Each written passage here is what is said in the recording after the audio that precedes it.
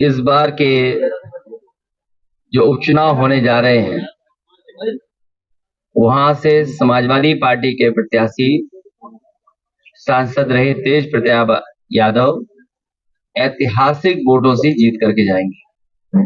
मैं करहेल की जनता और मैनपुरी की जनता का बहुत धन्यवाद और आभार प्रकट करूंगा। यहाँ के लोगों ने समाजवादी पार्टी का, नेताजी का हमेशा साथ दिया है। किन्हीं भी कठिन परिस्थितियों में या राजनीतिक कोई फैसला हुआ होगा, यहाँ के लोगों ने समाजवादी पार्टी का हमेशा साथ दिया है।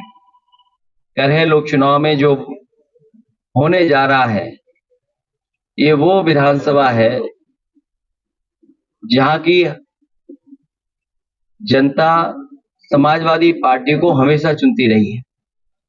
और इस बार के चुनाव में मैं कह सकता हूं कि पहले से ज्यादा समर्थन है। हर वर्ग के लोग साथ हैं, हर वर्ग के लोगों का सहयोग और समर्थन मिलेगा। परिणाम बहुत ऐतिहासिक होने वाला है करहेल विधानसभा। जहां तक भारतीय जनता पार्टी का सवाल है, Bharatiya Janata party by elections में किसको लड़ाएं, कैसे पीडीए का मुकाबला करें। पीडीए से घबराए हुए वो बैठे हुए हैं। पहले तो कभी कभी सुन भी लेते थे उनके मुंह से पीडीए, लेकिन इधर जो पीडीए की ताकत या पीडीए के लोग इकट्ठे हुए, एकजुट हुए हैं, अब पीडीए कहना भी वो भूल गए हैं। और इसलिए भूल गए हैं कि पिछले जितने भी फैसले उनके हुए हैं और पूरा कार्यकाल उठा करके देख लें, सबसे ज्यादा भेदभाव, सबसे ज्यादा अन्याय, सबसे ज्यादा भेदभाव का शिकार अगर कोई हुआ है तो यही पीडीए परिवार के लोग। मैं जानता हूं, क्योंकि चैनल बहुत पेड होते हैं आजकल। जिस तरह से एक नई संस्कृति है, नई टेक्नोलॉजी के साथ प्रीपेड चलते हैं, प्रीपेड पोस्ट पेड।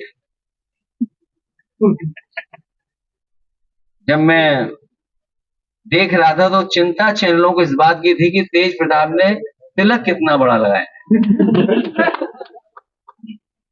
उन्हें विकास की चिंता नहीं है कि कन्नौज, मैनपुरी या आसपास के क्षेत्र में एटा या बगल के जिलों में कितना विकास किया, इसकी चिंता नहीं है। चिंता इस बात की भी होगी कि कौन कौन बैठा था कुर्सी पर, कौन कौन तस्वीर में है। आज सवाल वही है जो पहले थे। महंगाई वैसे ही बढ़ती चली जा रही है, बेरोजगारी वैसे ही बढ़ी है, और जिस रफ्तार से समाजवादियों ने विकास करना शुरू किया था, उस विकास को रोकने का काम किया इन्होंने। संविधान की लड़ाई, बाबा साहब भीमराव अम्बेडकर जी का दिया हुआ संविधान, उसके तहत जो हक अधिकार मिलने चाहिए वो भी अभी अधूरे हैं। जो लड़ाई जीती लोकसभा में, उसमें थोड़ा बहुत रुके हैं भाजपाई, लेकिन अभी भी उनके फैसले ऐसे नहीं हैं जिससे कि सभी को न्याय मिल रहा हो। ये अपने आप को हर संस्था से ऊपर समझते हैं, इनके लिए कोई संस्था नहीं है। भारतीय जनता पार्टी के लोग अपने इशारे पे चला रहे हैं।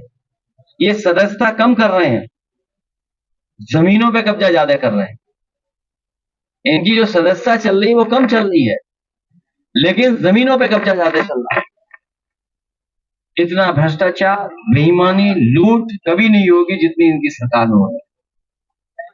बहराइच की घटना को लेकर, बहराइच जो कुछ हुआ है, मैं अपने पत्रकार साथियों का धन्यवाद देना चाहता हूं, और खासकर उन यूट्यूबर्स को, उन तमाम सोशल मीडिया के लोगों को जिन्होंने निष्पक्ष होकर के सच्चाई सामने लाने का काम किया।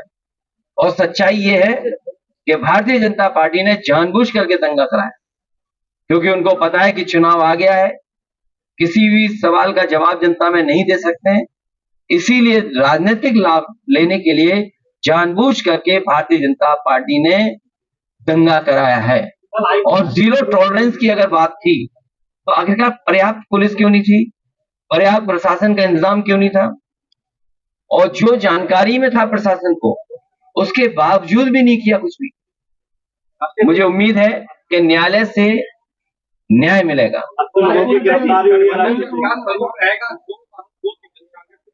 अब भारतीय जनता पार्टी जिसको चाहे उसको गिरफ्तार कर ले, पत्रकार साथी भी गिरफ्तार हो जाते हैं। अगर वो कोई सच्ची न्यूज चला दें तो फोन आ जाता है उनके पास। उनको जितना समय था उन पर, जितनी सरकार चल रही है, अब उतना भी समय उनके पास नहीं। ये सरकार जाने वाले लोगों की है। जनता इनको इस चुनाव में हरा करके विदाई का रास्ता खोल देगी। बीजेपी खाद को लेकर मारामारी चल रही है, कहीं खाद नहीं है। और अभी मान लीजिए धान तैयार होने जा रहा है, क्या सरकार का इंतजाम है कि किसानों को सही कीमत दे देंगे? जिन लोगों ने कहा कि किसानों की हम आय दोगुनी कर देंगे, धान तैयार हो गया, क्या तैयारी है धान खरीदने की? किसानों को पराली ये पराली वाला बड़ा सवाल है। सरकार को किसान के साथ अन्याय नहीं करना चाहिए। एक सवाल है, अभी इलेक्शन के दौरान भी आप एलन मस्क ने भी सवाल करेंगे, इवन अमेरिका में जिस तरह टेक्नोलॉजी आगे बढ़ रही है और टेक्नोलॉजी से कई बार आपको सूचनाएं मिलती हैं कि टेक्नोलॉजी के माध्यम से घटना हुई है। आज ही के अखबार में पढ़ा गया है और किसी अखबार में यह सूचना दी गई है कि सबसे ज्यादा घटनाएं जो आपके टेक्नोलॉजी के माध्यम से होती हैं, वो सबसे ज्यादा उत्तर प्रदेश में हो रही हैं। चाहे वो एटीएम से टेक्नोलॉजी के माध्यम से पैसा निकालना, किसी का कार्ड मिसयूज करना, इस तरह की घटनाएं सबसे ज्यादा हो रही हैं। और एआई आने के बाद बहुत सी चीजें बदल रही हैं। जर्मनी जैसा देश जो विकसित है, वो अपने यहां कहता है कि अगर ईवीएम इस्तेमाल होगी तो वो अनकॉन्स्टिट्यूशनल होगी। तो जब जर्मनी जैसा देश जो दुनिया में बहुत आगे है, भारत से कई मामलों में बहुत आगे है, जब वो देश ईवीएम के इस्तेमाल को अनकॉन्स्टिट्यूशनल कह रहा है, तो स्वाभाविक है कि उस पर सवाल खड़े होंगे, उंगली खड़ी होगी। क्या 2027 में ईवीएम क्या रहेगा क्या? ये विषय अभी का नहीं है। हमारी बात और समाजवादी का पक्ष में लोकसभा में भी कह चुका हूं, वो आप देख लीजिए मैंने क्या कहा।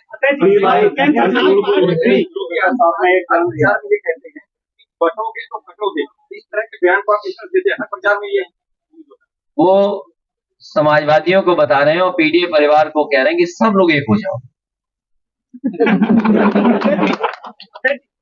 केंद्र की सरकार पार्टी तकनीकी की बात करती है और एक बम की एक सूचना आ जाती है, हवाई जहाज वापस करा लिए जाते हैं और हम विदेशों में ट्रिलियन की बात कर रहे हैं।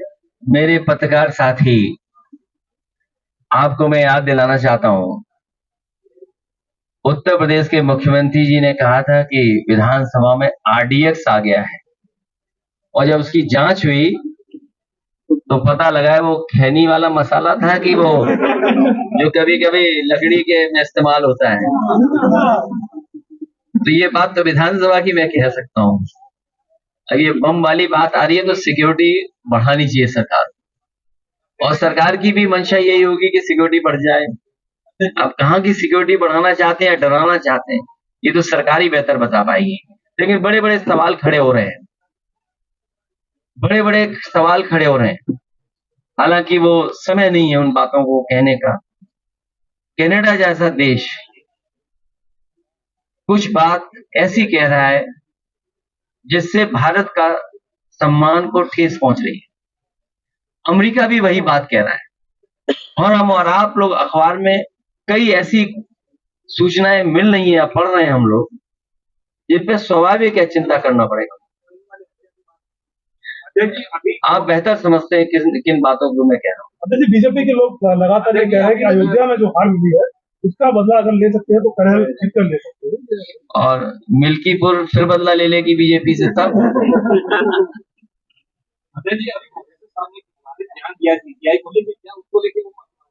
नहीं, मेरी जानकारी में नहीं है। सुप्रीम कोर्ट के सीआई साहब का सब सम्मान करते हैं और हम तो बहुत सम्मान करते हैं, हाँ, बहुत सम्मान करते हैं कि आपको ब्रेकिंग न्यूज यही चलानी है जो व्हाट्सएप पे आई है।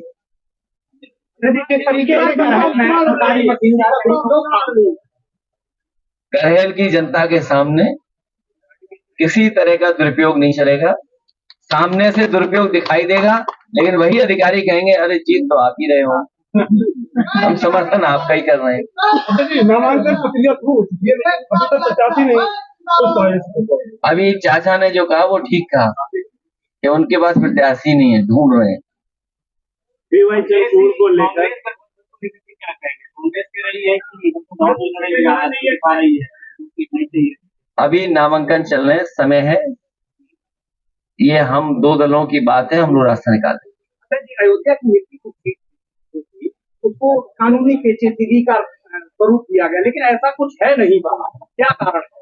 सच्चाई आप भी जानते हो, जिस सरकार ने बीएलओ हटाए हो, सब अधिकारियों को हटा दिया हो, अपनी मनमर्जी के अधिकारी पोस्ट कर दिए हो, मुख्यमंत्री जी एक बार नहीं कई बार गए, कई बार विकास का पैकेज भी दिया उन्होंने, और जब इंटरनल सर्वे करवाया उन्होंने तो इंटरनल सर्वे में बीजेपी हार रही थी। फिर मुख्यमंत्री ने बार बार कार्यक्रम लगाया और बार बार कार्यक्रम लगाने के बाद सर्वे करवाया, उसमें भी बीजेपी हार रही थी। करेल में डिप्टी सीएम आए हुए थे, वहां पर 69,000 जो शिक्षक भर्ती के अभ्यर्थी थे वो प्रदर्शन कर रहे थे, उनको ऊपर एफआईआर दर्ज की गई है, उनको जेल भेजा गया। डिप्टी सीएम की प्रोग्राम मैंने पहले भी कहा आपसे कि ये किसी को न्याय नहीं दे सकते। भारतीय जनता पार्टी किसी को भी न्याय नहीं दे सकती। जो न्याय नहीं दे सकता वो सम्मान भी नहीं कर सकता। और लोकतंत्र की खूबसूरती यही है कि अगर कोई विरोध कर रहा है, कोई नाराजगी है, तो कम से कम उसकी बात सुननी चाहिए। ये जो सत्ता की ताकत से जो मुकदमे लगाए या जेल भेजा है या उनको परेशान किया जा रहा है, यही जनता है, इनका हिसाब किताब करेगी इस चुनाव।